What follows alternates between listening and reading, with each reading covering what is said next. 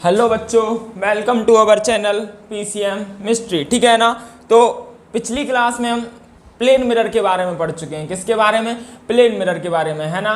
तो plane mirror में काफ़ी चीज़ें पढ़ी थी, जैसे minimum height of plane mirror कितनी चाहिए, और मैंने बोला था कि सर कितनी पोजीशन पे रखा होना चाहिए, और sir velocity in plane mirror के बारे में चर्चा की थी। सर जितनी स्पीड से ऑब्जेक्ट जाएगा उतनी स्पीड से इमेज चलेगी with respect to mirror, with respect to mirror, इसके बारे में बोला था। और sir rotation, angle of deviation, कितनी रे अगर प्लेन मिरर ना होता तो जो रे है वो सीधी जाती, बाद में कितने एंगल से मुड़ गई उसे क्या बोलते हैं? Delta, angle of deviation. ठीक है सर, यहाँ तक चर्चा हो गई थी। अब हम आगे पढ़ने वाले हैं स्फेरिकल रिफ्रैक्शन। मतलब सर स्फीयर में किस तरीके से रिफ्लेक्शन होता है उसे बोलते हैं हम स्फेरिकल रिफ्लेक्शन। और एक बात, सिंपल सी बात है कि जितने भी रिफ्लेक्शन के लॉ हैं, जितने भी रिफ्लेक्शन के लॉ हैं वो सर हर एक सरफेस पे वैलिड हैं। ऐसा नहीं है कि सर वो प्लेन सरफेस पे वैलिड हैं, ऐसा नहीं है। जैसे कि मान लो सर ये वाली सरफेस है, ये वाली सरफेस है, ये वाली सरफेस है, इस पे angle I equals to angle R होगा या नहीं होगा? होगा, बिल्कुल सिंपल सी बात है। इस वाली सरफेस पे होगा। मान लो किसी ने ऐसी सरफेस बोली तो यहाँ पर गिरा, यहाँ पर भी एंगल आई और एंगल आर बराबर होगा। मतलब सर रिफ्लेक्शन के जितने भी लॉज हैं, रिफ्लेक्शन के जितने भी लॉ हैं वो सारे के सारे हर एक सरफेस पे कैसे हैं? वैलिड हैं। यहाँ तक सारी चीजें हो चुकी हैं। तो अब अगली हेडिंग डाल लीजिए, स्फेरिकल रिफ्लेक्शन। क्या डालना है? Spherical reflection. इसका मतलब है सर स्फीयर से स्फेरिकल रिफ्लेक्शन जनरेट हुआ है। कर्व सरफेस पे रिफ्लेक्शन पढ़ने वाले हैं। किससे पढ़ने वाले हैं? कर्व सरफेस से। आपको पता होगा कि सर स्फेरिकल का मतलब कोई स्फीयर बनाना है। क्या बनाना है? कोई स्फीयर बनाना है। सिंपल सी बात है, अगर स्फीयर तो इसका कहीं बीच में सेंटर भी होगा, होगा ना? बिल्कुल सर होगा। ये कोई स्फेरिकल सेल है। ये क्या है? Spherical shell. अच्छा सर, ये स्फेरिकल सेल है। स्फेरिकल सेल का मतलब होता है हॉलो स्फीयर। हॉलो स्फीयर का मतलब सर अंदर से खाली है। अंदर से कैसा है? खाली है। कोई वॉल है ना, वॉल जो वॉल होती है वो अंदर से कैसी होती है? खाली होती है। तो उसे हम क्या बोलते हैं? Spherical shell. बस यहाँ पे ये ग्लास की वॉल है। काय की है? ग्लास की। ठीक है ना। अच्छा सर, अब ये स्फेरिकल वॉल है, स्फेरिकल सेल हो गई। तो सर इसको मैंने एक बार अंदर से सिल्वर कर दिया। अंदर से क्या कर दिया? सिल्वर कर दिया सर। अंदर से सिल्वरिंग कर दी, या फिर बोलते हैं पॉलिशिंग कर दी। इसकी क्या कर दी? अंदर से सिल्वरिंग कर दी सर। अंदर से, बहुत बढ़िया। अंदर से सिल्वरिंग कर दी या फिर पॉलिश कर दिया, या फिर सर पॉलिश कर दिया। अंदर से सिल्वरिंग कर दी, पॉलिश कर दी, और फिर सर इसको यहाँ से क्या किया? काट दिया। यहाँ से क्या किया? काट दिया। तो ध्यान से देखो, ये इस तरीके का बन गया। बिल्कुल सर, ये इस तरीके से बन गया, है ना। बहुत बढ़िया सर। इस जो अगर बाहर से पॉलिश किया है, बाहर से क्या किया है? पॉलिश किया है। हमने ये अंदर से किया था तो सॉरी, अंदर से पॉलिश कर लें। हमने कहाँ से पॉलिश कर दिया? अंदर से। तो ये कहाँ से पॉलिश हो गया? अंदर से। अंदर से पॉलिश करने वाले मिरर को क्या बोलते हैं? अंदर से पॉलिश करने वाले मिरर को क्या बोलते हैं? कॉनकेव या कॉन्वेक्स? कॉन्वेक्स मिरर बोलते हैं। कौन सा मिरर? Convex mirror. अच्छा सर, अंदर से जो पॉलिश कर दिया, बाहर से रिफ्लेक्टिंग सरफेस है, तो इसे क्या बोलते हैं? Convex mirror. बहुत बढ़िया। अगर सर ये कॉन्वेक्स है तो ये वाला कौन सा मिरर है? ये वाला कौन सा मिरर है? ये वाला कॉन्वेक्स मिरर है। ये वाला भी कौन सा मिरर है? Convex mirror. भाई साहब, ये दोनों कैसे मिरर हैं? कॉन्वेक्स मिरर हैं। ये भी कॉन्वेक्स है, ये भी कॉन्वेक्स है। ये कॉनकेव नहीं है। ध्यान से देखो, दोनों की इनर साइड कैसी है? पॉलिश है। इनर साइड पॉलिश है। अगर सर अंदर की साइड पॉलिश करें या अंदर की साइड सिल्वरिंग करें, अंदर की साइड क्या करें? सिल्वरिंग करें, और आउटर साइड है वो रिफ्लेक्टिंग हो, मतलब बाहर की तरफ रेज गिरें, लाइट रेज गिरें और रिफ्लेक्ट हो जाएं, बाहर की तरफ लाइट रेज गिरें और रिफ्लेक्ट हो जाएं, तो सर वो कौन सा मिरर है? कॉन्वेक्स मिरर है। और अंदर की तरफ सिल्वरिंग होनी चाहिए, अंदर की तरफ सिल्वरिंग होनी चाहिए, तो सर उसे कॉन्वेक्स मिरर कहते हैं। कौन सा मिरर कहते हैं? Convex mirror. अच्छा सर जी, अब अंदर की तरफ पॉलिश के बाद हम मान लेते हैं सर बाहर की तरफ पॉलिश कर दिया। किसकी तरफ? बाहर की तरफ। फिर इसको काट दिया, फिर इसको काट दिया। तो ध्यान से देखो, ये इस तरीके से बन गया। बिल्कुल सर, इस तरीके से बन गया। तो ये कौन सा मिरर हो गया? Concave mirror. कौन सा मिरर हो गया? Concave mirror. बहुत बढ़िया सर, ये कॉनकेव मिरर हो गया। अच्छा ये सर कॉनकेव है तो ये कौन सा मिरर है? ये कौन सा मिरर है सर? ये भी कॉनकेव मिरर है, ये भी कॉनकेव मिरर है। कैसे सर? ध्यान से देखो, क्योंकि सर बाहर से सिल्वरिंग कर दी। किधर से सिल्वरिंग कर दी? बाहर से अगर सिल्वरिंग की है तो सर कॉनकेव होगा, और सर इनर साइड से सिल्वरिंग करी है, अंदर की साइड से सिल्वरिंग करी है तो कॉन्वेक्स होगा। मतलब सर ये आउटर साइड सिल्वरिंग है तो ये कौन सा है? कॉनकेव। आउटर साइड सिल्वरिंग है ना, समझ लेना।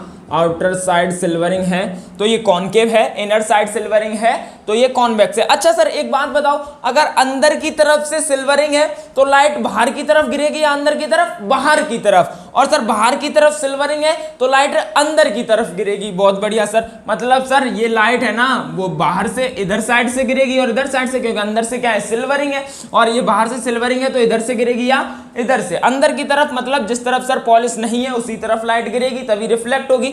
बहुत बढ़िया सर, इसका मतलब है सर ये स्फीयर से काटे हुए हैं। ये कहां से काटे गए हैं? स्फीयर से काटे गए हैं। बहुत बढ़िया सर, ये स्फीयर से काटे गए। और आपने बोला था जितने भी लॉज हैं रिफ्लेक्शन के, angle I equals to angle R, और इंसिडेंट रे, रिफ्लेक्टिंग रे और नॉर्मल और lie on the same plane, तो वो भी वैलिड होंगे इसमें।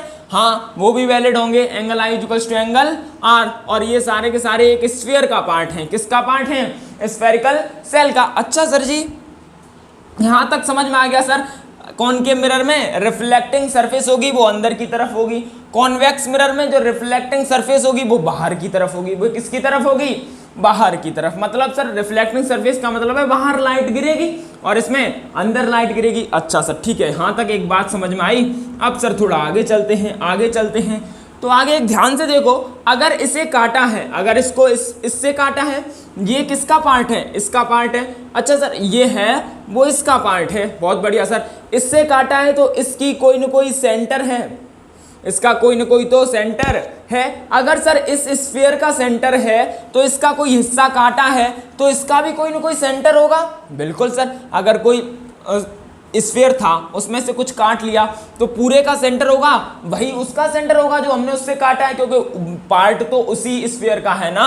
इसका मतलब है इसका सेंटर सी था तो इसका भी सेंटर क्या हो जाएगा? सी।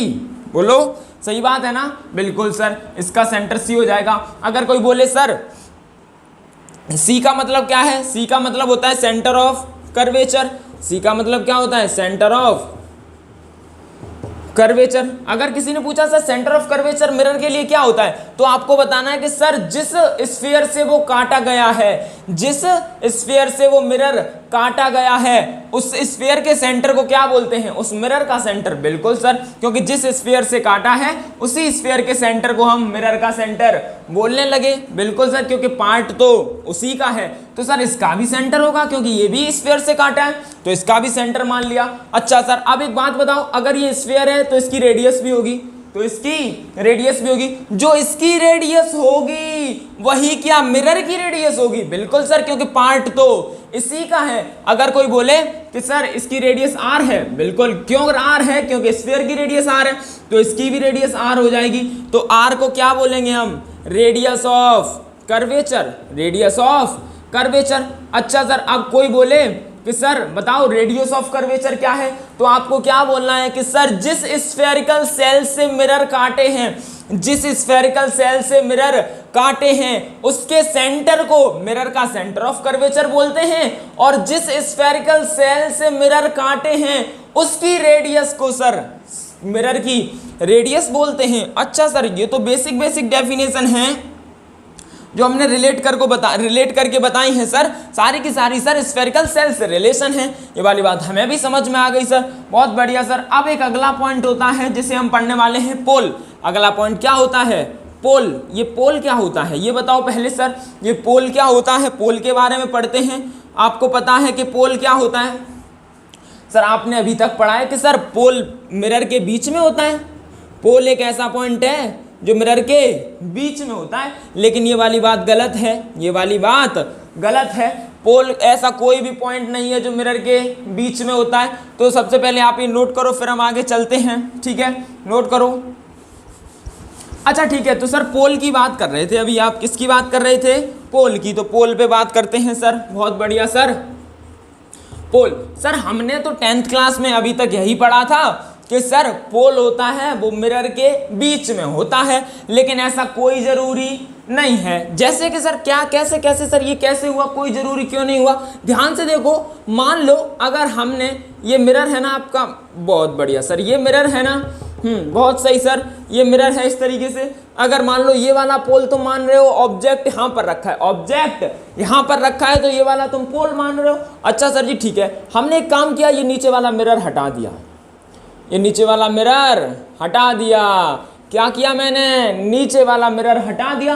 अब तो तुम्हारे हिसाब से पोल तो यहाँ पर पहुँच जाना चाहिए क्योंकि मिरर के बीच में, लेकिन ऐसा कभी नहीं होता है। जो पोल होता है वो यहीं पे होता है, पोल यहीं पे होता है। अच्छा सर जी ये वाली बात है, पोल हमेशा यहीं पे रहेगा। अच्छा ठीक है, जैसे कि सर मान लीजिए सर अगर ये वाला इस तरीके से मिरर आ जाए और इस तरीके से पूरा मिरर बना लेते हैं, ठीक है बिल्कुल सर, और ऑब्जेक्ट मान लो यहाँ रखा हो और इस बार मिरर और भी ज़्यादा मिटा दिया, इस बार मिरर और भी ज़्यादा मिटा दिया। अब बताओ सर, अब क्या इसके लिए पोल हम यहाँ पर शिफ्ट करेंगे? ये इतना सा मिरर है तो इसका बीच वाला पॉइंट ये, तो पोल हम अभी भी वहीं रखेंगे, पोल हम अभी भी वहीं रखने वाले हैं। तो सर इसकी डेफिनेशन क्या होने वाली है? आप बोल रहे हो कि सर पोल तो वहीं रह रहा है, ऐसी कोई ज़रूरी नहीं है पोल बीच में हो, तो सर इसकी डेफिनेशन क्या है? तो डेफिनेशन को समझो, पोल एक मिरर का ऐसा पॉइंट है, पोल एक मिरर पे ऐसा पॉइंट है जो हम लेते हैं। जो कौन लेता है? हम लेते हैं। ये वाली बात मैं जो बोल रहा हूं वो आप अपने शब्दों में लिख लेना, ठीक है? जो भी आपको समझ में आ रहा हो वो लिख लेना, ठीक है? तो पोल एक मिरर का ऐसा पॉइंट है जो हम लेते हैं, पोल एक मिरर पे ऐसा पॉइंट है जो हम लेते हैं जिससे सभी डिस्टेंस मेजर करना आसान हो, जिससे सभी डिस्टेंस को मेजर करना आसान हो। अच्छा sir, it is a point on a mirror, it is a point on a mirror, it is a point on a mirror which is considered by us, which is considered by us, ठीक है ना? तो सबसे पहला point है it is a point on a mirror which is considered by us, मतलब एक mirror पे ऐसा पॉइंट जो हम लेते हैं, वाई विच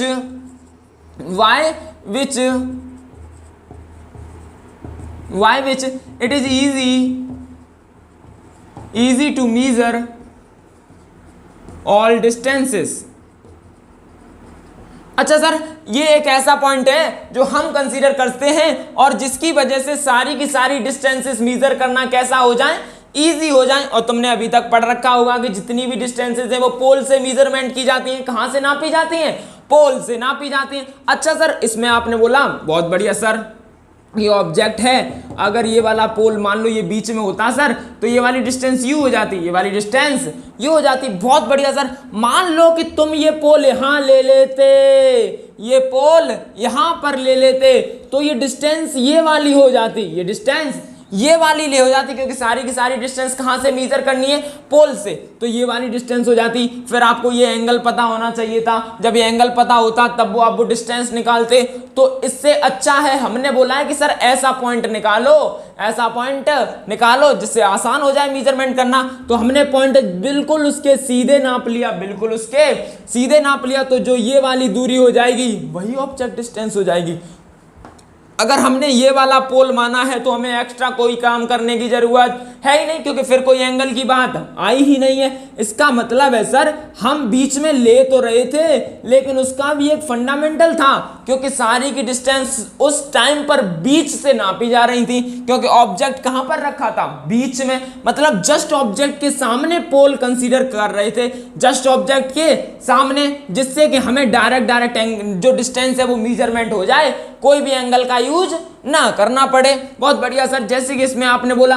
अब सर वही बात तो यहां थी, अगर हम पोल यहां ले लेते तो हमें एंगल फिर से कैलकुलेट करना पड़ता, लेकिन हमने पोल तो यहीं लिया है तो फिर सर बिना एंगल कैलकुलेट करे डिस्टेंस निकल आएगी। बिल्कुल सर। और सर इस केस में भी अगर पोल को यहां ले लेते तुम तो फिर से एंगल बनता और डिस्टेंस निकालना बहुत मुश्किल हो जाता, जबकि स्ट्रेट लाइन वाली डिस्टेंस तो हम सीधी सीधी नाप लेते हैं। अरे यार स्ट्रेट लाइन पे बोल दिया किसी ने ये 5 सेंटीमीटर, तो ये 5 सेंटीमीटर होगी ना, कोई दिक्कत वाली बात है ही नहीं। और अगर बोला है कि सर अगर तुम्हें ये बोल दी 5 सेंटीमीटर, अब तुमने पोल यहां मान लिया तो अब तुम्हें ये वाली डिस्टेंस चाहिए, ना कि ये वाली, क्योंकि ये वाली तो तुम्हें डायरेक्ट कैलकुलेट कर लोगे, तो ये वाली निकालने के लिए तुम्हें ये वाला थीटा पता होना चाहिए। बोलो, फिर तुम कैलकुलेट करोगे आगे जैसे जैसे प्रोसेस होगी। तो इससे बेहतर है कि हम पोल कहाँ मान लें, पोल हम यहीं पे मान ले रहे हैं। तो अब तो ये 5 सेंटीमीटर डायरेक्ट हो गई। अच्छा सर, इसका मतलब है पोल एक ऐसा पॉइंट है जो हम लेने वाले हैं और मैक्सिमम टाइम ये ऑब्जेक्ट के सामने लेने वाले हैं। मैक्सिमम टाइम ये ऑब्जेक्ट के जस्ट सामने, क्योंकि ऑब्जेक्ट के सामने होगा तो डिस्टेंस मेजर करना आसान हो जाएगा। बहुत बढ़िया सर, ये एक ऐसा पॉइंट है जिससे डिस्टेंस मेजर करना आसान हो जाए। ये वाली बात अलग है, ये वाली बात अलग है कि सर वो दोनों पॉइंट मैक्सिमम टाइम बीच में होता है। पोल कहाँ पर होता है, ज़्यादातर टाइम बीच में, मतलब मैक्सिमम टू मैक्सिमम सवाल में पोल कहाँ पर होगा, बीच में होगा। बहुत बढ़िया सर, पोल के बारे में समझ में आ गया होगा। सर हम खुद मानने वाले हैं, डिस्टेंस इजी हो जाए मेजर करना, ठीक है। तो अब आगे चलते हैं। अगली डेफिनेशन है the line joining pole and principal axis, pole and centre of curvature, pole and center of curvature. The line joining pole and center of curvature is known as principal axis. अच्छा sir, जो line है पोल और centre of curvature को जोड़ देगी, हम उसे क्या मान लेंगे, प्रिंसिपल एक्सिस मान लेंगे। फिर चाहे पोल कुछ भी हो, कहीं पर भी हमने माना हो, कोई दिक्कत नहीं होनी चाहिए। सर जैसे कि सर इसमें ये वाला पोल हो गया, तो सर ये लाइन जोड़ दो, ये वाली लाइन क्या है, प्रिंसिपल एक्सिस। अच्छा सर इसमें ये वाली लाइन जोड़ दो, ये वाली लाइन क्या होगी, प्रिंसिपल एक्सिस, क्योंकि पोल और सेंटर को जोड़ने वाली लाइन को क्या बोलते हैं, प्रिंसिपल एक्सिस। सर मान लो सर ये वाला पोल है, ये वाला ऑब्जेक्ट है, सर इधर सेंटर होगा तो ये वाली लाइन क्या हो गई, प्रिंसिपल एक्सिस। ये वाली लाइन क्या हो गई, प्रिंसिपल एक्सिस। अच्छा सर, तो जो पोल और सेंटर ऑफ कर्वेचर को जोड़ेगी उस लाइन को क्या बोलेंगे, प्रिंसिपल एक्सिस। तो सर पोल का काम क्या है मिरर में, पोल का काम सिंपल सा है, जितनी भी डिस्टेंस हम मिरर में मेजर करेंगे, मिरर के अंदर जितनी भी डिस्टेंस मेजरमेंट करेंगे, वो सारी की सारी डिस्टेंस कहां से मेजर करेंगे, पोल से। मतलब सर जितनी डिस्टेंस है वो सब कहां से नापने वाले हैं, पोल से नापने वाले हैं। ठीक है सर, इतना समझ में आया, फिर नोट करो, फिर आगे चलें।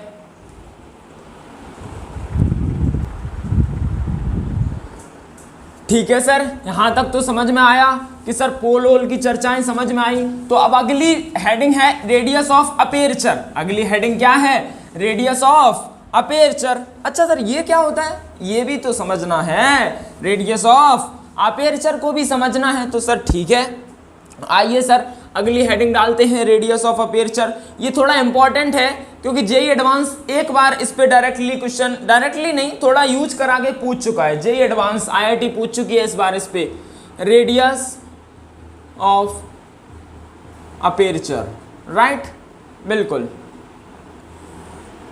Radius of aperture. अच्छा सर कैसे सर रेडियस ऑफ अपेर्चर कैसे क्या हुआ, ध्यान से देखो सर, एक बात समझ में आएगी। सर हमने जो मिरर था वो स्फेरिकल सेल से काटा था, बिल्कुल सर स्फेरिकल सेल। और सर स्फेरिकल सेल तो बॉल जैसी होती है, आपने बोला बॉल जैसी होती है ना। और सर जब बॉल को काटेंगे वो तो सर कटोरा जैसी दिखेगी, जो घर पे कटोरी होती है ना उसी जैसी दिखेगी काटने पर। सिंपल सी बात है ना, बिल्कुल सही बात है, कटोरी जैसी दिखाई देने वाली है सर, ऐसा तो है नहीं सर, वो सीधी आपने जैसे बना दिया ऐसी लाइन जैसी दिखाई देने वाली तो नहीं है। बॉल को कभी काट के देखना। अच्छा सर मान लीजिए हमने इसे काटा, हमने इसे बाहर से पॉलिश करके काट दिया, बहुत बढ़िया सर, हमने भी काट दिया, आपने बोला तो हमने भी काट दिया। इसको काटा तो ध्यान से देखा जाए तो सर ये कुछ इस तरीके से नजर आएगा।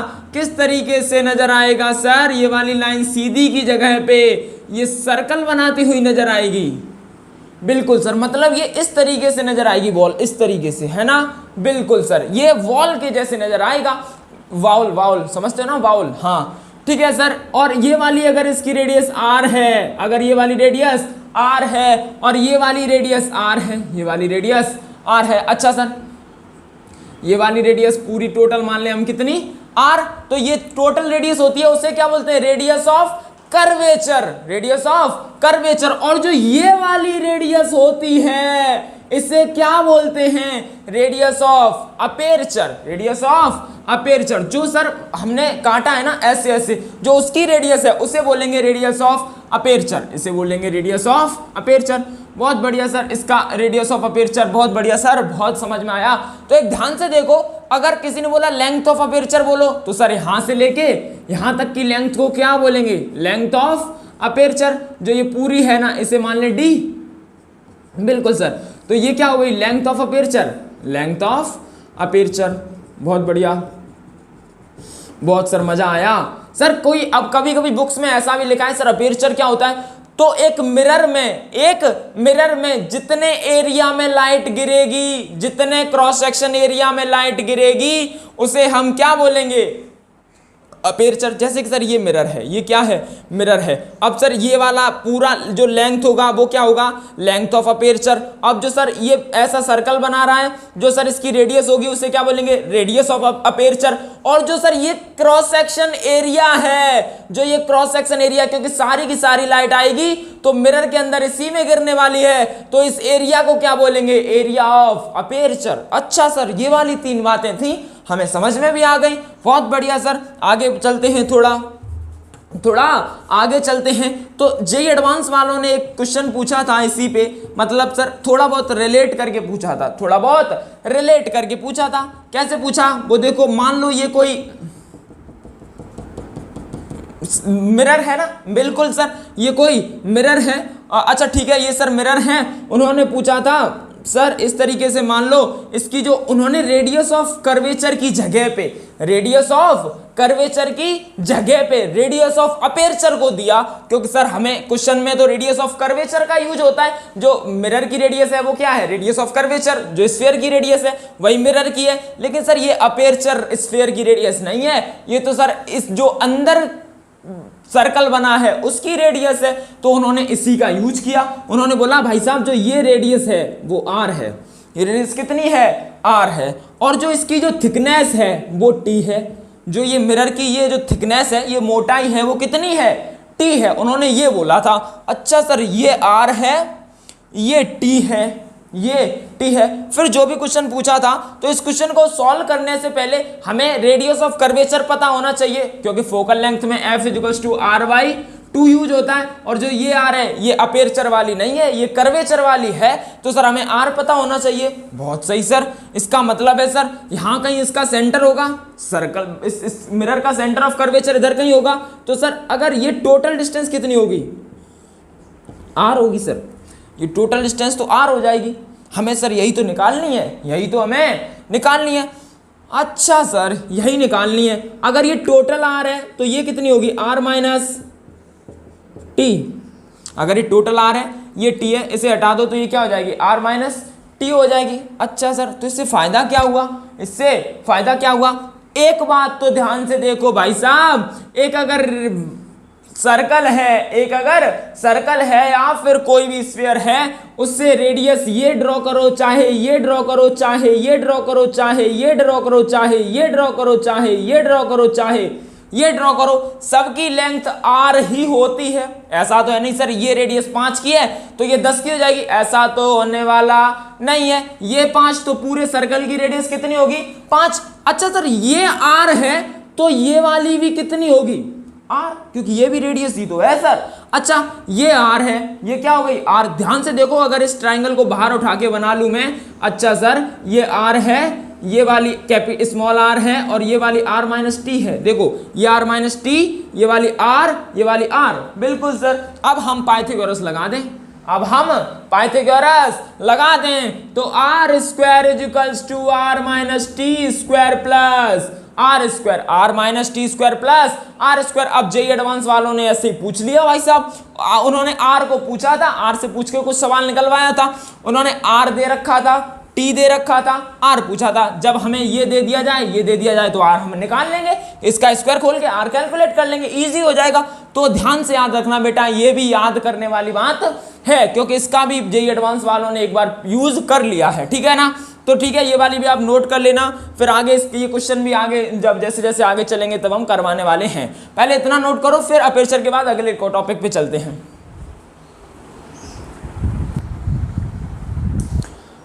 अच्छा सर, यहाँ तक समझ में आया सर। आगे चलते हैं, आगे क्या पढ़ने वाले हैं बताओ।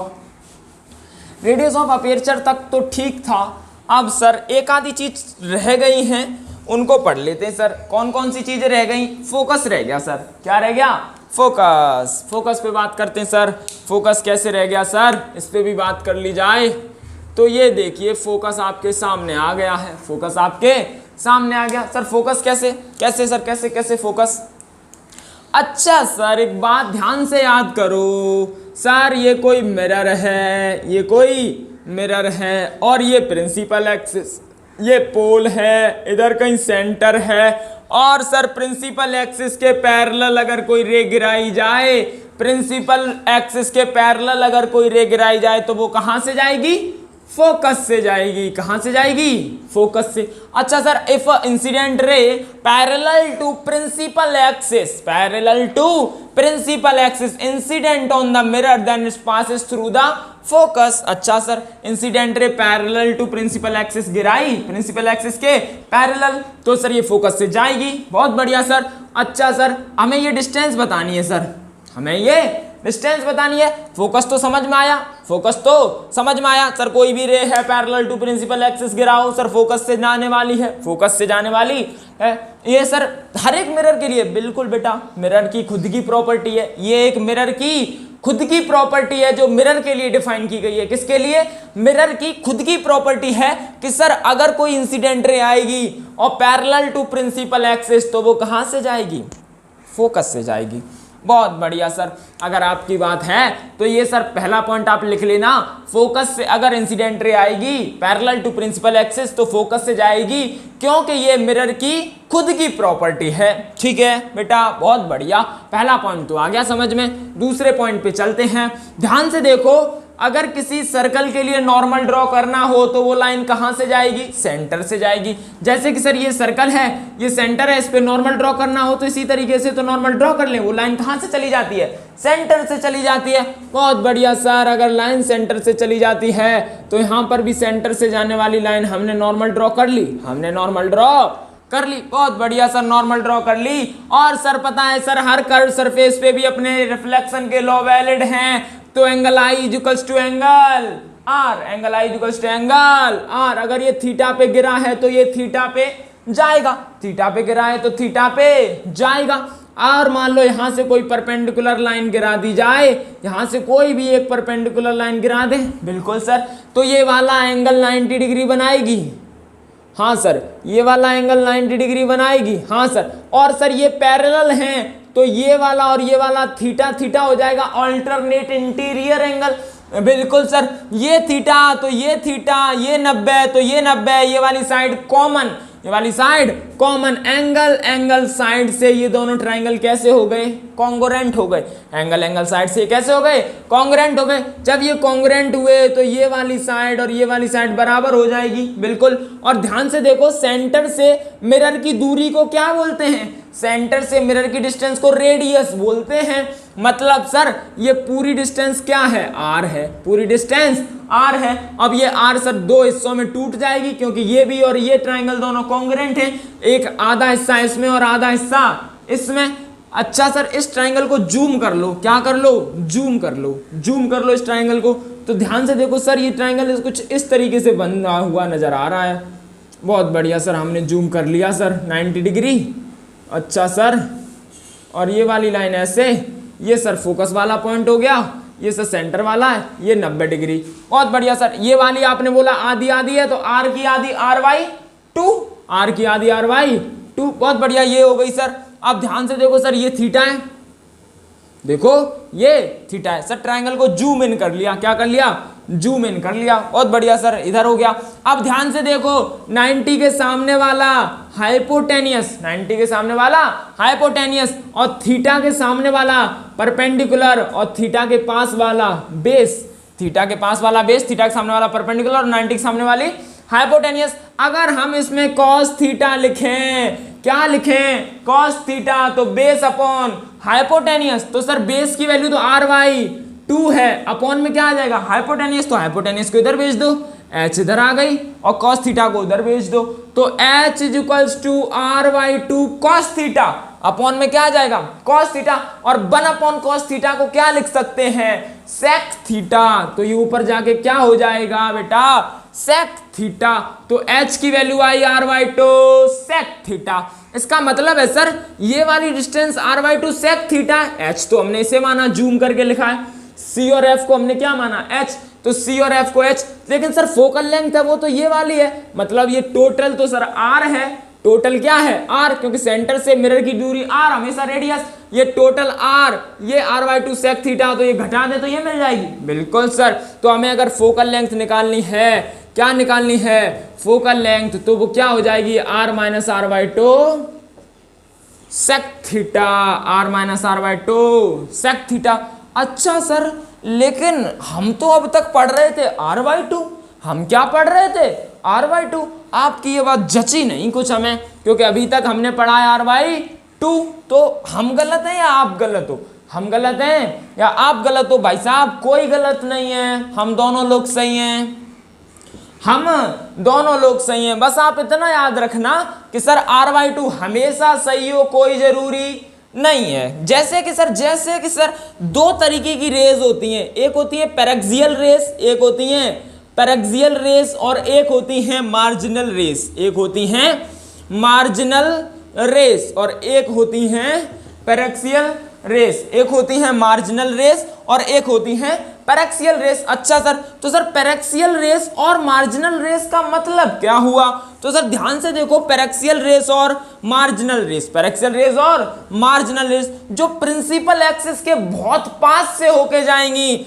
जो प्रिंसिपल एक्सिस के बहुत पास से होकर जाएंगी उन्हें बोलेंगे पैरेक्सियल रेस, और जो प्रिंसिपल एक्सिस से दूर से जाएंगी उन्हें बोलेंगे मार्जिनल रेस। अच्छा सर, जो बहुत स्मॉल एंगल से जाएंगी वो कौन सी रेस है, पैरेक्सियल रेस है, और जो थोड़े ज्यादा एंगल से जाएंगी वो कौन सी रेस है, मार्जिनल रेस है। बहुत बढ़िया, जो डेफिनेशन आपको लिखनी है वो लिख लेना, ठीक है ना, बिल्कुल सर। जो यहाँ पे ये भी लिख सकते हैं जिनका थीटा बहुत छोटा होगा, क्योंकि इंसिडेंट जब प्रिंसिपल एक्सिस से बिल्कुल पास में जाएंगी तो इनका थीटा बहुत छोटा हो जाएगा, तो जिनका थीटा बहुत छोटा होगा वो पैरेक्सियल और जिनका थीटा ज्यादा होगा वो मार्जिनल रेस होंगी। बहुत बढ़िया सर, यहाँ तक ये वाली बात समझ में आ गई, और सर हमें ये वाली बात समझ में आई h equals to r/2 sec theta. अच्छा सर, लेकिन आप एक बात बताओ, हम सर सही कैसे हुए, हम सर सही कैसे हुए, हम सर सही कैसे हुए। अच्छा सर, एक बात करते हैं, तो एक बात तुम समझोगे कैसे, ध्यान से देखो। मान लो ये मिरर है हमारा, ये क्या है मिरर है, बहुत बढ़िया। इधर क्या है, ये सेंटर है, इधर क्या है सेंटर है। ये वाली डिस्टेंस रेडियस होती है, ये वाली रेडियस होती है। आपने बोला है सर फोकल लेंथ का फॉर्मूला आपके हिसाब से r minus r/2 sec theta होना चाहिए, r minus r/2 sec theta. अच्छा सर, अगर मान लो if rays are parallel and paraxial, parallel and paraxial, इसका मतलब क्या हुआ सर, जैसे कि sir if rays are parallel and paraxial, अगर जो रेज गिरी हैं वो कैसी हो जाएं, पैरेलल हो जाएं और पैरेक्सियल हो जाएं। और सर आपने अभी तो बताया कि अगर पैरेक्सियल हैं तो उनका थीटा कैसा हो जाएगा, स्मॉल हो जाएगा, थीटा इज स्मॉल। बहुत बढ़िया sir, theta is small, theta small हो जाएगा। ये वाली बात हमेशा याद रखनी है, हमेशा याद रखनी है। अगर साइन थीटा बराबर टेन थीटा बराबर थीटा होगा तो इसका मतलब क्या है, थीटा यहाँ पर बहुत छोटा है। अगर थीटा बहुत छोटा हो जाए, अगर थीटा बहुत छोटा हो जाए तो साइन थीटा बराबर क्या हो जाएगा, टेन थीटा, और ये बराबर क्या लिख सकते हैं, थीटा। और यहाँ पर थीटा याद रखना, थीटा हमेशा रेडियन में लेने वाले हैं, डिग्री में लेने वाले नहीं है, डिग्री में लेने वाले नहीं है। थीटा हमेशा किस में लेने वाले हैं, रेडियन में लेने वाले हैं। अगर थीटा बहुत छोटा हो जाए तो साइन थीटा बराबर होगा टेन थीटा बराबर होगा थीटा के। अच्छा सर, मान लो एक बात समझ में आई कि सर साइन थीटा छोटा हो गया, अगर कॉस थीटा क्या हो जाएगा, अगर साइन थीटा छोटा हो जाए, अगर थीटा छोटा हो जाए तो कॉस थीटा क्या होगा, ध्यान से याद करो। कॉस के अंदर अगर जीरो चला जाए तो आंसर क्या होता है, कॉस के अंदर अगर 0 चला जाए तो आंसर लगभग लगभग 1 हो जाता है। अरे यार कॉस 0 की वैल्यू क्या होती है 1। ध्यान से देखो ये 0 बहुत छोटा, 0 बिल्कुल छोटे के पास है और हमने थीटा बहुत छोटा माना है, मतलब लगभग लगभग 0 के आसपास। जब 0 के आसपास है तो कॉस में आंसर कितना आएगा 1, तो कॉस थीटा क्या हो जाएगा 1। और कॉस का उल्टा क्या होता है सेक, तो सेक थीटा की भी वैल्यू क्या हो जाएगी 1।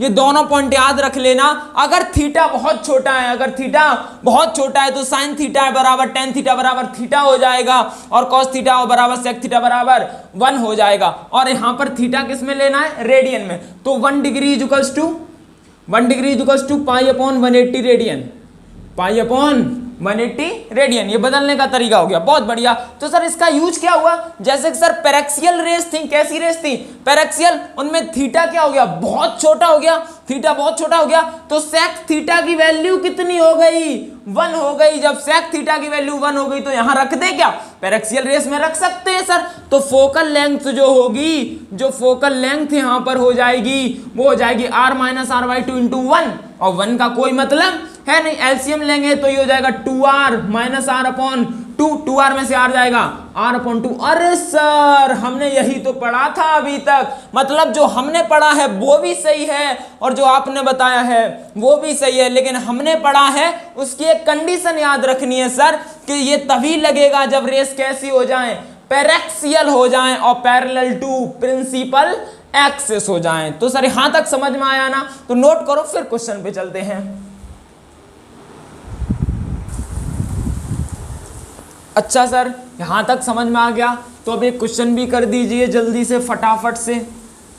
इसका मतलब है सर अगर एंगल छोटा होगा तो हम डायरेक्टली फोकल लेंथ r/2 से निकाल देंगे, और अगर एंगल बड़ा होगा तो फोकल लेंथ सर निकालने के लिए हमें r minus r/2 sec theta use करना पड़ेगा।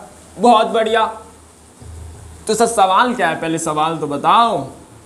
तो ध्यान से देखो ये सवाल है ना, यहां से कोई रे गिरी, यहां से कोई रे गिरी 3 सेंटीमीटर ऊपर प्रिंसिपल एक्सिस से, 3 सेंटीमीटर ऊपर प्रिंसिपल एक्सिस से 3 सेंटीमीटर ऊपर कोई रे गिरी। अच्छा सर, और यहाँ कहीं इसका सेंटर है, यहाँ कहीं इसका सेंटर है, और सर ये रेडियस हमें बोल दी 5 सेंटीमीटर, रेडियस कितनी बोल दी 5 सेंटीमीटर। अब ये रे जो गिरी है वो पैरेलल टू प्रिंसिपल एक्सिस है, कैसी है पैरेलल टू प्रिंसिपल एक्सिस, और आपको पता है कि पैरेलल टू प्रिंसिपल एक्सिस रे होगी तो कहां से गुजरती हुई जाएगी, तो फिर कहां से गुजरती हुई जाएगी सर फोकस से गुजरती हुई जाएगी, तो फोकस से गुजरती हुई जाएगी। अब सर बताओ आप इसमें सर फोकल लेंथ क्या हो जाएगी, फोकल लेंथ क्या हो जाएगी आप बताओ सर जल्दी से। अगर रेडियस 5 सेंटीमीटर है, अच्छा सर वैसे सर अच्छा देखते हैं सर, ट्राई करो एक बार जल्दी से ट्राई करो। ओके कर लिया होगा, तो ध्यान से देखो सर इसमें ये सेंटर ऑफ कर्वेचर से मिरर की दूरी 5 सेंटीमीटर, यही तो रेडियस है। इसका मतलब रेडियस इज इक्वल्स टू क्या हो गया 5 centimetre, radius is equals to 5 centimetre. और सर अभी आपने बोला था f is equals to r/2,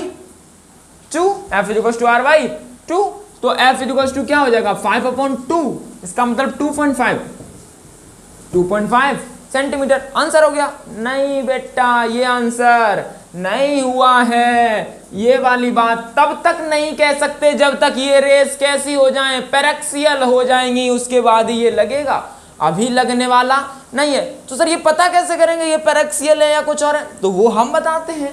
अब वो तरीका मैंने समझाया, उसी तरीके से पता करेंगे। कैसे, यहां से सर ये वाली डिस्टेंस कितनी है 3, मतलब सर ये 3 है तो ये भी 3 हो जाएगी, क्योंकि पैरेलल रेस की पैरेलल डिस्टेंस कभी बदलती है नहीं। तो ये 3, ये वाली कितनी हो गई 5, बिल्कुल सर ये 5 आप ही ने तो बोला दे रखा है 5, तो ये वाला एंगल तो 90 हमने ड्रॉ किया है परपेंडिकुलर यहां से, बिल्कुल सर ये वाला 90 हो गया। बहुत बढ़िया। अच्छा सर आप एक काम करते हैं, इधर आते हैं, इसको उठा के इधर बना लें, इसका क्या कर लें जूम इन कर लें, जूम इन कर लें। बहुत बढ़िया सर, फोटो खींच लें इसकी। ध्यान से देखो ये 5 हो गया, बिल्कुल सर, ये 90 हो गया, बिल्कुल सर, ये 3 हो गया। बहुत बढ़िया बहुत बढ़िया। सर आपने एक बात बताई थी कुछ दिनों पहले कि सर इस तरीके से अगर कोई ट्राइंगल है जिसमें एक 90 है, एक 90 है, ये 5 है, ये 3 है, तो ये 4 हो जाएगी, तो वो कितनी हो जाएगी 4 हो जाएगी, क्योंकि 3 3 जा 9, 4 4 जा 16, 16 और 9 को जोड़ेंगे तो 25, और 25 का स्क्वायर रूट निकालेंगे तो 5। बिल्कुल सर। एक और बात आपने बताई थी सर, 4 के सामने वाला एंगल 53 डिग्री होता है और 3 के सामने वाला एंगल 37 डिग्री होता है। ये वाला ट्राइंगल आप, मैंने बोला था सर फिजिक्स में सबसे ज्यादा यूज होने वाला ये ट्राइंगल है, जिसे आपको याद रखना चाहिए। बहुत बढ़िया सर, ठीक है, अब रखेंगे याद। आगे देखो, ये 3 है, ये 5 है, तो ये बची कितनी? 4। बहुत बढ़िया सर, 4 बच गई। 4 के सामने वाला एंगल 53, ये वाला 53, और सर 3 के सामने वाला 37। इसका मतलब है सर ये 37 है, इसका मतलब ये वाला एंगल 37 डिग्री है, ये वाला 37 डिग्री है। और ध्यान से याद करो, 37 डिग्री छोटा एंगल नहीं होता। एंगल छोटे का मतलब है 1 डिग्री हो जाए, 2 डिग्री हो जाए, 3 डिग्री, 5 डिग्री तक हम ज्यादा से ज्यादा हो तो 8-10 डिग्री तक छोटा ले सकते हैं, उससे ज्यादा छोटा, उसके ज्यादा ऊपर जाएगा तो बड़ा लेना ही होगा। मतलब सर 37 डिग्री छोटा एंगल नहीं है, और जब छोटा एंगल नहीं है तो ये पैरेक्सियल रेस नहीं है। अच्छा सर, तो ये पैरेक्सियल रेस है नहीं? अच्छा सर, तो ये पैरेक्सियल रेस नहीं है, तो ये फॉर्मूला हमने गलत लगा दिया। अच्छा, गलत लगा दिया तो सर फोकल लेंथ निकालने का तरीका आपको पता होगा। फोकल लेंथ निकालने का तरीका होता है r - r/2 sec थीटा, और थीटा सर 37 है। थीटा कितना है? 37 डिग्री। तो r - r/2 sec 37, sec 37, और sec 37 को cos 37 पहले निकाल लो, और cos 37 का उल्टा कर दो तो क्या हो जाएगा? sec 37। और सर cos 37 का मतलब ये वाला, और cos में सर थीटा के पास वाला बेस और 90 के सामने वाला हाइपोटेनियस, तो 4/5, मतलब cos 37 की 4/5 है, तो sec 37 की कितनी हो जाएगी? 5/4।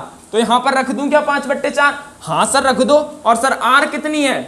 5 है, तो 5 - 5/2 गुणा 5/4, तो इसका मल्टीप्लाई करेंगे तो 5 - 25/8, 8 5 40, 40 में से 25 जाएगा 15, 15/8। इसका मतलब ये वाला आंसर सर सही है, ये वाला आंसर सही नहीं है। मतलब सर फोकल लेंथ निकालने के टाइम पर हमें थीटा निकालना पड़ेगा, उसके बाद ही पता कर सकते हैं ये वाली पैरेक्सियल है या नहीं है। 5 6 7 8 डिग्री तक मान सकते हैं थीटा छोटा है, लेकिन उसके बाद थीटा छोटा लेने वाले नहीं है, ठीक है ना। तो नोट करो। फिर एम्स में एक क्वेश्चन आया है, एम्स एग्जाम में जो मेडिकल नीट का पेपर होता था ना पहले, उसमें एक ऐसा ही क्वेश्चन आया है। मैं उस क्वेश्चन को करवाने वाला हूं, पहले तुम इसे नोट करो। अच्छा ठीक है, तो अब क्वेश्चन करते हैं जो एम्स में आया हुआ है। सर कौन सा क्वेश्चन है, उन्होंने कैसा क्वेश्चन पूछा था वो भी देख लो, ध्यान से देखो। एम्स का क्वेश्चन, तो क्वेश्चन वाला कहता है if a there is a plane mirror, there is a plane mirror of focal length f। अच्छा सर कोई प्लेन मिरर नहीं है, spherical mirror. There is a spherical mirror of focal length f। Spherical में concave convex, ठीक है कोई बात नहीं। There is a spherical mirror of focal length f। अच्छा सर कोई स्फेरिकल मिरर है जिसकी फोकल लेंथ क्या है? f है, जिसकी फोकल लेंथ f है। And incident ray incident ray parallel to principal axis. अच्छा सर कोई इंसिडेंट रे है, वो कैसे गिराई गई? Parallel to principal axis which is above f distance from principal axis, which is f distance above from principal axis। अच्छा sir आपकी एक बात समझ में आई। सर कोई स्फेरिकल मिरर है जिसकी फोकल लेंथ f है, एक incident ray parallel to principal axis गिराई गई जो f डिस्टेंस ऊपर है प्रिंसिपल एक्सिस के। अच्छा सर तो सर बोला है find out distance find out distance on which, find out distance from pole, find out distance from पोल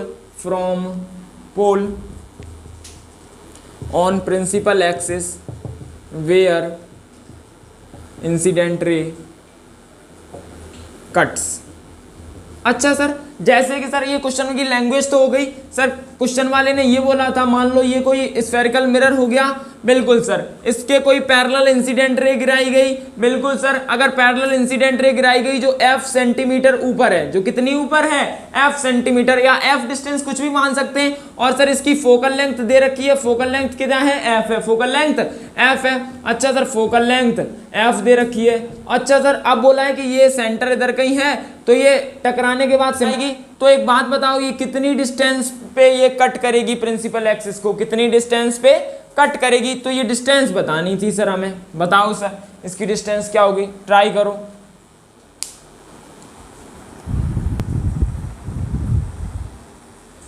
ठीक है सर, अब इसे सॉल्व करने की कोशिश करते हैं। अच्छा सर एक बात पता है कि सर उसकी फोकल लेंथ भाई साहब ने f दी थी, फोकल लेंथ कितनी f, तो इतना तो कंफर्म है सर इसकी जो रेडियस होगी वो 2f हो जाएगी, क्या हो जाएगी 2f, क्योंकि f equals to r by 2, r2 इधर उचका दिया तो r इक्वल्स टू 2f, तो इतना तो समझ में आ गया, r कितना हो गया 2f, बहुत बढ़िया सर, r हो गया 2f। सर पिछला ही क्वेश्चन है, ये पिछला क्वेश्चन है, बस तुमने ध्यान से नहीं देखा। ये सर अगर रेडियस 2f हो गई तो ये क्या है, ये वाली डिस्टेंस 2f, ये रेडियस ही तो है, जब ये 2f है तो सर ये तो f है, ये तो f है। इस ट्रायंगल को फिर से उठा लो, इस ट्रायंगल को फिर से उठा लो, ध्यान से देखो बेटा, ये 2f, ये वाली f, ये 90, तो ये वाला थीटा, ये वाला थीटा, तो साइन थीटा अगर हमें लिखना होगा तो परपेंडिकुलर अपॉन हाइपोटेनियस, मतलब f अपॉन 2f, f से f खत्म, मतलब साइन थीटा कितना आ गया 1/2, और आपको पता होगा सर साइन में थीटा जब 1/2 देता है तो एंगल 30 डिग्री होता है, एंगल कितना होता है 30 डिग्री, क्योंकि साइन 30 की वैल्यू 1/2। बहुत बढ़िया। अब एक बात बताओ, ये 30 डिग्री पे गिरी है, कितने डिग्री पे गिरी है 30 छोटा है या बड़ा, 30 बड़ा है सर, आपने बोला था 7-8 तक ज्यादा से ज्यादा ले जाएंगे ना, 5 तक रोक देंगे, 30 बड़ा है, तो सर काटने वाली डिस्टेंस को r/2 नहीं बोल सकते, फिर सर जो काटने वाली डिस्टेंस होगी r minus r/2 sec theta, theta की जगह पे 30, बहुत बढ़िया सर, सेक 30 हो गया, r की जगह पे सर क्या बोल सकते हैं 2f, r की जगह पे 2f, r की जगह पे क्या बोल सकते हैं 2f, क्योंकि हमने ये बोला है, तो 2f minus 2f by 2, 2f by 2। सेक 30 की वैल्यू बताओ, सेक 30 की वैल्यू आपको नहीं पता है तो मैं बताता हूँ, 2/√3, 2/√3, बहुत बढ़िया सर, 2 से 2 खत्म हो गया, यहाँ से 2f क्या ले लो कॉमन, तो ध्यान से देखो डिस्टेंस आ जाएगी 2f माइनस यहाँ से 1 माइनस 1/√3, बोलो सही बात है ना, ठीक है ना, ये इसमें पूछा हुआ सवाल है, बोलो समझ में आया ना, कंसेप्ट समझ में आ गया सर। ये फॉर्मूला तब यूज करना है जब हमें थीटा पता चल जाए, और थीटा के बिना फोकल लेंथ कभी निकालनी नहीं है। कंसेप्ट डिलीवर हुआ है ना सर, हमें r minus r/2 sec theta कब यूज करना है, सेक थीटा कब यूज करना है, और सर हमें ये भी पता चल गया है कि r/2 कब यूज करना है। बहुत बढ़िया सर, यहां तक समझ में आ गया, ये वाला तरीका था, एम्स का क्वेश्चन भी सॉल्व हो गया। अब आगे की तरफ चलते हैं, पहले से नोट करो बेटा।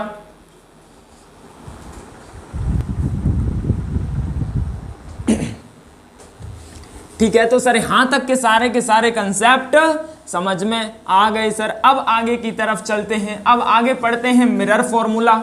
कौन सा फॉर्मूला, मिरर फॉर्मूला आपने याद कर रखा होगा, mirror formula 1/v plus 1/u is equals to 1/f। हम इसे प्रूफ करने वाले हैं, क्या करने वाले हैं, प्रूफ करने वाले हैं सर कि मिरर फॉर्मूला होता किस तरीके से है, मिरर फॉर्मूला होता किस तरीके से है, तो इसको प्रूफ करने वाले हैं। बढ़िया सर, करते सर इसे प्रूफ, मिरर फॉर्मूला होता किस तरीके से है। अच्छा सर, यहां से ध्यान से देखिए सर, मिरर फॉर्मूला किस तरीके से होता है, तो मान लो ये हो गई मिरर, ये हो गई प्रिंसिपल एक्सिस, इधर कहीं रखा है ऑब्जेक्ट, इधर कहीं रखा है ऑब्जेक्ट, बिल्कुल सर इधर कहीं होगा फोकस, ये मान लेते हैं हम P पॉइंट। ये कौन सा पॉइंट? पोल। बहुत बढ़िया। मान लो एक रे सीधी गई और टकरा के सीधी वापस आ गई, सीधी गई और टकरा के सीधी वापस आ गई। बिल्कुल सर, एक बात समझ में आ गई सर। इधर कहीं सेंटर मान लेते हैं, इधर कहीं सेंटर मान लेते हैं। मान लो ये रे गई, ये रे गई, ये रे गई। बहुत बढ़िया। और हमने जो रे मानी है वो पैरेक्सियल मानी है। वो कैसी मानी है? Ray are paraxial, rays are paraxial. बहुत अच्छे, रेज आर पैरेक्सियल। अच्छा, रे ये पैरेक्सियल है तो सिंपल सी बात है, एक लाइन है जो सेंटर ऑफ कर्वेचर से पास होती जाएगी, वो इसके लिए नॉर्मल हो गई। नॉर्मल हो गई तो जितने एंगल पे ये गिरी, क्या उतने ही एंगल पे रिफ्लेक्ट हुई। बिल्कुल सर, तो जहां पे ये काटेगी वहां पर क्या बन जाएगी? इमेज बन जाएगी। तो सर इमेज मतलब सर रिफ्लेक्टेड रेस काटने वाली से क्या बनने वाली है? इमेज बनने वाली है। तो सर ये इमेज बन गई। इमेज एक रे की वजह से बनती है या इनफाइनाइट की वजह से? इनफाइनाइट की वजह से। लेकिन हम दो रेस को ले रहे हैं केवल और केवल। कितनी रेस को? दो रेस को। बहुत बढ़िया। बनती तो सर इनफाइनाइट की वजह से है। ठीक है, अच्छा सर, बहुत बढ़िया, बहुत मजा आया यहां तक। मान लो सर ये थीटा एंगल पे गिरी और थीटा पे गई। अगर सर ये पैरेक्सियल रेज हैं, अगर ये पैरेक्सियल रेज हैं तो थीटा को भाई साहब स्मॉल होना पड़ेगा।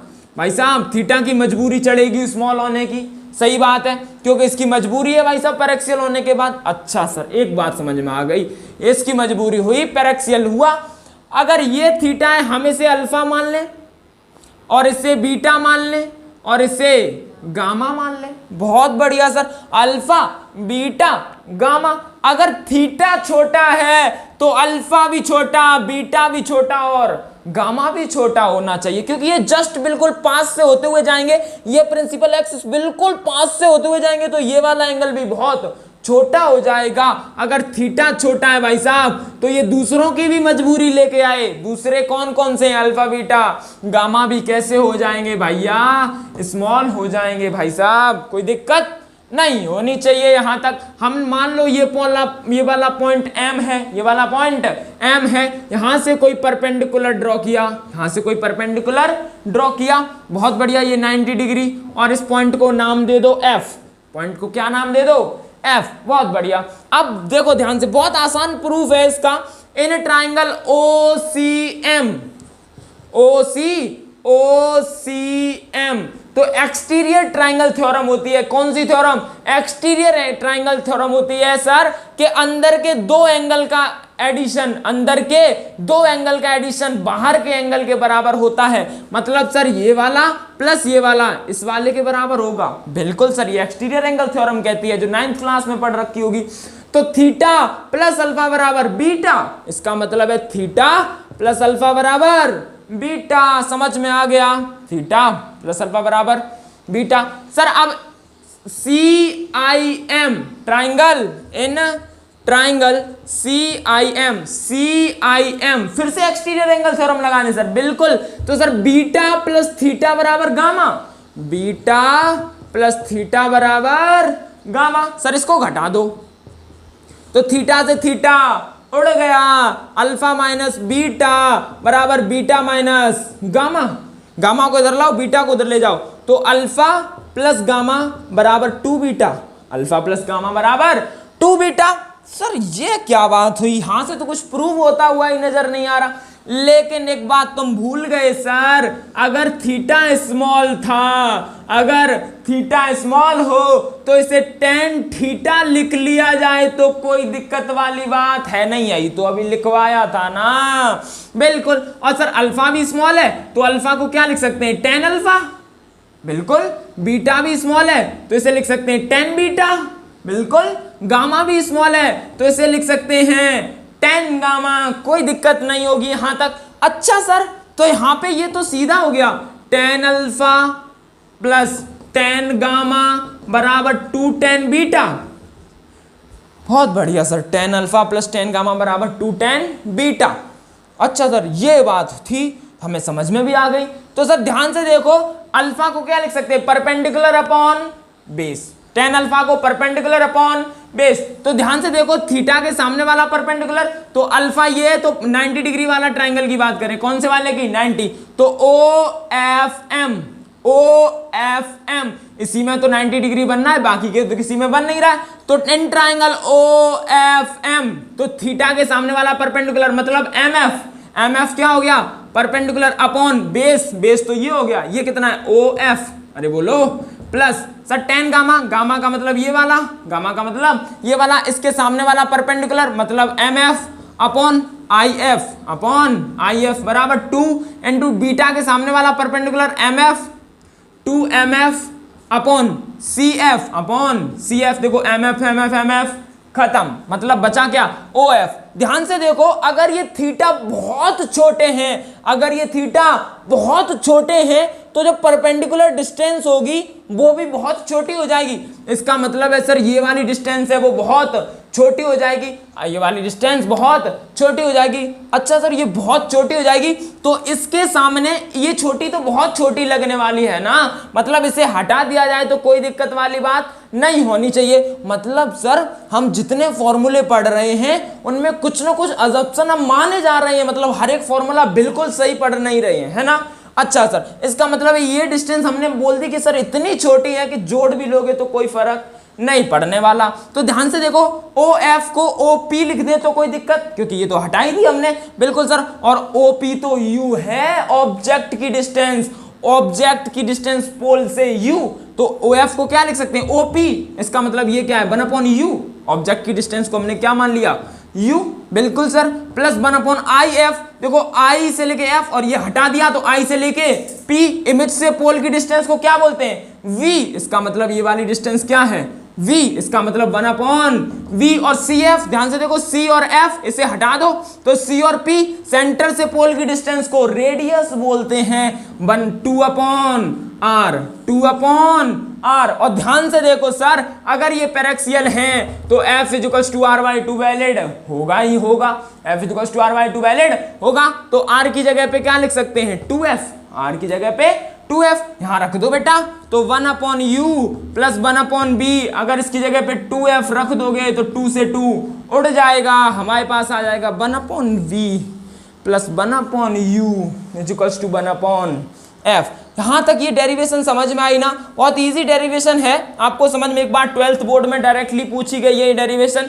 जेई में डेरिवेशन तो पूछने वाले नहीं है क्योंकि इजी है बहुत, लेकिन जेई में इसके कंसेप्ट यूज करवा सकते हैं। क्या यूज करवाएंगे, कंसेप्ट, डेरिवेशन नहीं पूछने वाले हैं, लेकिन आपको फील आ जाए कि फॉर्मूला कैसे होता है, उसकी वजह से हमने ये आपको समझाया है, ठीक है ना। तो आज यहीं पे रोकेंगे आज की क्लास को, कल की क्लास में स्टडी करने वाले हैं इसके आगे, जैसे कि साइन कन्वेंशन, हमें सर इसका यूज कैसे करना है, ऑब्जेक्ट डिस्टेंस, इमेज डिस्टेंस दे रखी है तो फोकल लेंथ कैसे निकालनी है, ये फॉर्मूले का कैसे यूज करना है, साइन किस तरीके से लगाने हैं, तो और उनके ऊपर कुछ क्वेश्चंस करेंगे, साइन कन्वेंशन के बारे में पढ़ेंगे। आज क्लास लंबी वीडियो हो रही है इस वजह से यहाँ पे रोकें, क्योंकि आगे बढ़ाया तो क्वेश्चन भी सॉल्व कराने पड़ेंगे, ठीक है ना। तो ठीक है, कल की क्लास में मिलते हैं, ओके बाय बाय।